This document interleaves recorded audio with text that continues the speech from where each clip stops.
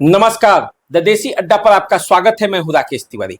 देखिए, आज हमारे साथ बैठे हैं बेहतरीन पर्सनालिटी के व्यक्ति, मांझी के पूर्व विधायक सत्येंद्र यादव जी। आप जानते हैं सीपीएम से जुड़े हुए हैं, छात्र राजनीति से इनका नाता रहा है और संघर्षों के बल पर यहां तक पहुंचे हैं।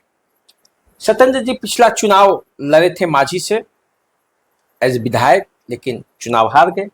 कोई बात नहीं, अभी जिस मुद्दे पर हमारे साथ बैठे हुए हैं वो मांझी का मुद्दा नहीं है, वो मुद्दा है देश का। और देश का जब मुद्दा आता है तो वामपंथी विचारधारा के लोग अपना एक सवाल रखते हैं। सत्येंद्र जी, सबसे पहले तो आपका स्वागत है। धन्यवाद आपको। अच्छा, ये बताइए कि देश में अभी एक मुद्दा चल रहा है महिला आरक्षण। मोदी जी कह रहे हैं कि जितने भी विपक्षी दल के लोग हैं आपके जैसे, वो सब महिलाओं के विरोधी हैं। क्या कहेंगे आप? आपकी अगर नियत महिलाओं को आरक्षण देने की होती तो जब संविधान संशोधन 2023 में हमने कर ही दिया है तो आप जो है उसको इम्प्लीमेंट कर देते, आज ही से इम्प्लीमेंट कर देते। कौन रोका है? तो मान लीजिए कि आप लोगों को भी तो कर देना चाहिए। मान लीजिए महिलाओं की बात है, अब कोई दिक्कत नहीं, आप सब समझते ही हैं कि सब ठीक है, तो फिर दिक्कत उसमें करना तो सरकार को है। हम तो अपोजिशन के लोग हैं ना। हमने तो सितंबर 2023 में सर्वसम्मत पार्लियामेंट से प्रस्ताव को पास किया, संविधान संशोधन हो गया। अब तो आपको लागू करना है।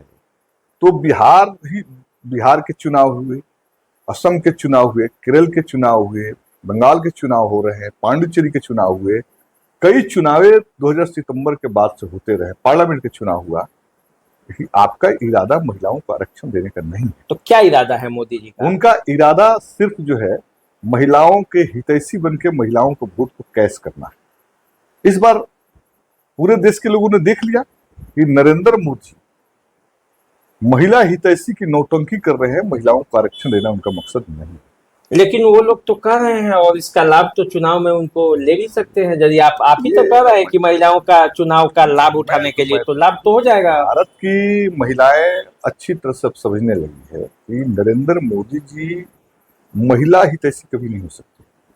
उनका जो संबंध उजागर हुए एप्स्टीन फाइल्स के अंदर, जेफरी एप्स्टीन से कैसा रिलेशन, हरदीप पुरी का, उनके मित्र अंबानी का, नेतन्याहू जो मोसाद को कंट्रोल करते हैं, मोसाद के एजेंट था जेफरी एप्स्टीन, और उस नेतन्याहू के गिरोह में आना जाना, संबंध स्थापित होना, घृणित कुकर्म करने वालों के साथ।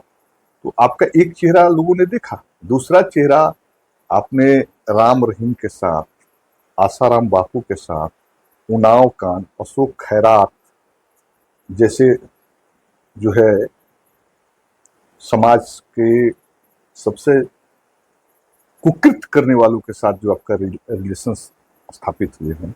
महिला पहलवानों के साथ आपका सांसद का आचरण और आपका दृष्टिकोण, तो कहीं से नरेंद्र मोदी के बारे में महिलाएं अच्छी तरह से जानती है कि ये जो लोग हैं कुकर्मियों की जमात है। इनको महिला हितैषी से होने से कोई खास लेना देना नहीं। ये सिर्फ वोट के लिए नौटंकी करते हैं। एक्चुअली में ये महिला विरोधी है। महिलाओं के बारे में जो कुछ संकीर्ण दृष्टिकोण है, वो संकीर्ण दृष्टिकोण जो है के चलते आज भारतीय जनता पार्टी एक बलात्कारी पार्टी के रूप में इस देश के अंदर स्थापित होती है। बस आप कहते रहिए सिर्फ। और मोदी जी महिलाओं के कल्याण करने के लिए आज तक तो कोई बिल लाया नहीं। जो भी लाया आप लोग विरोध कर देते हैं और उसके बाद उन्हीं पर आरोप लगा देते हैं। महिलाएं देख रही हैं। आपके कहने से तो हो जाएगा। ये नहीं कर सकते। यूपीए 1 की गवर्नमेंट जब थी, पार्लियामेंट में कांग्रेस ने इस बिल को पास कराया था। राज्यसभा के अंदर जो है वो रुक गया था। पार्लियामेंट तो यूपीए 1 में ही पास कर दिया था महिला आरक्षण बिल, जिस समय मनमोहन सिंह प्रधानमंत्री थे। तो ऐसी बात नहीं है। देश के अंदर कांग्रेस और लेफ्ट, दूसरी जो क्षेत्रीय जो दल है, उनके दूसरे भी मंशा रहे हैं, कई तरह के सवाल उठाते हैं। उनके भी कुछ सवाल जो है जायज हो सकते हैं और उस सवाल का संबंध हो सकता है। मैं इस पर कोई टिप्पणी नहीं करूंगा, लेकिन मैं इतना जो है आपको स्पष्ट कर दूं कि पार्लियामेंट के अंदर जो है, आपको याद होगा जब मनमोहन सिंह प्रधानमंत्री थे तो 33% आरक्षण का बिल आया था पार्लियामेंट में, अप्रूव किया था। उसी राज्यसभा के अंदर महिला बिल पास नहीं हो, भारतीय जनता पार्टी क्षेत्रीय दलों के साथ मोर्चाबंदी करके बिल को रोक दिया था। अच्छा आप बताइए, एक गेंद है महिला आरक्षण बिल, अब उसको आप कभी बीजेपी के पाले में फेंक दीजिए राजनीति करने के लिए, और बीजेपी क्या करेगी कि आपके पाले में फेंक देगी। लेकिन इससे हमारे देश की महिलाओं को क्या मिला? देश की महिलाएं आज वही है ना, आरक्षण तो सब कोई ले लिया, सवर्ण लोग भी आरक्षण ईडब्ल्यूएस का ले लिए, तो महिलाएं कब लेंगी? आखिर उनके लिए ऐसा क्यों अन्याय हो रहा है? महिलाओं को आज ही आरक्षण देने का प्रस्ताव ला देना चाहिए। प्रस्ताव तो हो गया, इंप्लीमेंट कर देना चाहिए। 543 है, 543 में 33% दे दीजिए। बिहार विधानसभा में 243 है, 33% आरक्षण दे दीजिए। सभी राज्य के विधानसभाओं में और राज्यसभा और लोकसभा में आपको 33% देने में कौन रोकता है? कानून तो बन ही गया है, तो लागू कर 850 में क्या दिक्कत है आप लोगों को? वो प्रॉब्लम आता है, दिक्कत क्या है सो बताते हैं। मैं इसको राजनीतिक नजरिया से, मैं दूसरे लोग देखते हैं, मैं इसको राजनीतिक नजरिए से मैं देखता हूं। पहली बात यह है कि भारत जो कन्याकुमारी से कश्मीर तक, कश्मीर से लेकर गुवाहाटी तक का जो भारत है, एक राजनीतिक दल के नहीं, एक भारतीय होने के नाते मैं सबसे पहले चाहूंगा कि मेरे देश की जो नक्शा है, मानचित्र है, उसमें कोई छेड़छाड़ नहीं।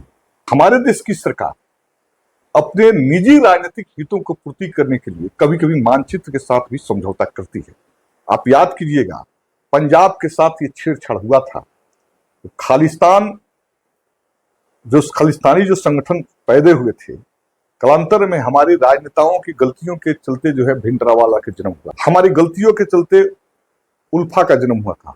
हमारी गलतियों के चलते कई जो है सेपरेटिस्ट ताकतें भारत के अलग अलग राज्यों में पैदा हुई थी। तो राजनेता जब अपने राजनीतिक स्वार्थ के लिए देश के जज्बात के साथ छेड़छाड़ करते हैं तो देश की कीमत चुकाना पड़ता है। ये डिलिमिटेशंस जो है, आप एक तरफ कहते हैं कि जनसंख्या नियंत्रण होना चाहिए, भारत की जो संपदा है उस संपदा के बेहतर इस्तेमाल के लिए जनसंख्या का नियंत्रण करना जरूरी है। सब लोग इस पर सहमत हैं। जिन राज्यों ने जनसंख्या का नियंत्रण कर लिया, चाहे वो केरल हो, आंध्र प्रदेश हो, तमिलनाडु हो, कर्नाटका हो, तेलंगाना हो, उड़ीसा हो, दक्षिण के राज्यों में, अरे तो मेरा ये कहना है कि सुन लिया जाए, उन लोगों ने जनसंख्या नियंत्रण कर लिया और हिंदी भाषाभाषी क्षेत्र की सरकारों ने जनसंख्या नियंत्रित किया नहीं। अब जब जनसंख्या के आधार पर आप सीटों का अनुपात का बांटिएगा तो जाहिर सी बात है कि पूर्वोत्तर के जो राज्य है, 7 सिस्टर्स जो है हमारे हैं, दक्षिण के जो राज्य है, वो तो कहीं ना कहीं हमारे राजनीतिक सत्ता से उनका मोह भंग होगा। वो मोह भंग होगा तो सेपरेटिस्ट ताकतों का एक नया जो है दौर शुरू होगा। वो दौर भारत की एकता के लिए बहुत ही चुनौतीपूर्ण होगा। इसलिए मैं समझता हूं कि आप जो है, मतलब मेरा कहना यह है कि सत्येंद्र यादव को इस बात की चिंता है कि दक्षिण मेरा ठीक रहे, पूरा ठीक रहे, पूरा लेकिन उत्तर भारत के लोग जो जाते हैं दक्षिण में, भाषा के नाम पर भी उनके साथ ये होता है, आप जानते हैं, तो उसकी चिंता आपको नहीं है। यहाँ बढ़ेगी, आप मजबूत होंगे महाराज। तो मैं तो एक ही कहा कि मैं राजनीतिक नजरिया से नहीं, एक भारतीय होने के नाते मैंने कहा कि फिरका प्रस्ती ताकते हो, चाहे उस भाषा के नाम पर करती हो, क्षेत्रीयता के नाम पर करती हो, धर्म के नाम पर करती हो, जाति के नाम पर करती हो राजनीति, उससे देश को नुकसान है। बीजेपी ने चुनावी लाभ के लिए डिलिमिटेशन का कार्ड खेला। डिलिमिटेशन होना चाहिए, होगा भी, 27 के जनगणना के आधार पर होगा। इससे पहले आपने लाया तो आपका मंशा परिसीमन करना नहीं था। परिसीमन को आपको करना है तो आप पहले देखिए कि हमारी राष्ट्रीय एकता कैसे मजबूत होगी, और राष्ट्रीय एकता का मजबूती के आधार बनाकर आप तय कीजिए किन राज्यों को कितनी सीटें मिलेगी। तो मैं समझता हूं कि देश के कई कॉर्नर से जो बातें उठ रही है, 7 सिस्टर के इलाकों से बात होती है, देश के जो आपके दक्षिण के जो राज्य हैं वहां से बातें उठ रही है, हिंदी भाषाभाषी क्षेत्रों में भी कई ऐसे राज्य हैं जिनके यहाँ जनसंख्या अनुपात जो है थोड़ा बेहतर है, वहां से भी उठेंगे। तो आप एक बार सर्वदलीय बैठक बुला लीजिए, एक पैमाना तय कर लीजिए और पैमाना करके आप परिसीमन कर दीजिए, कोई हर्ज नहीं। लेकिन आप देश की जज्बात के साथ खेलोगे तो देश को हम टुकड़ा करने की इजाजत हरगिज नहीं दे सकते। तो देखिए, ये सत्येंद्र यादव थे जिन्होंने अपनी बेबाकी से बात रख दी। महिला आरक्षण बिल को लेकर देश में जो बवाल छिड़ा हुआ है, इस पर इन्होंने अपना राय रखा। आपको ये वीडियो यदि अच्छा लगा हो तो इसे शेयर भी कर दीजिए, लाइक कर लीजिए और द देसी अड्डा के साथ हमेशा जुड़े रहिए। हम इनसे अन्य मुद्दों पर भी जुड़ेंगे, बात करेंगे। तब तक के लिए आप हमारे साथ बने रहिए। सत्येंद्र जी, आपका बहुत बहुत धन्यवाद।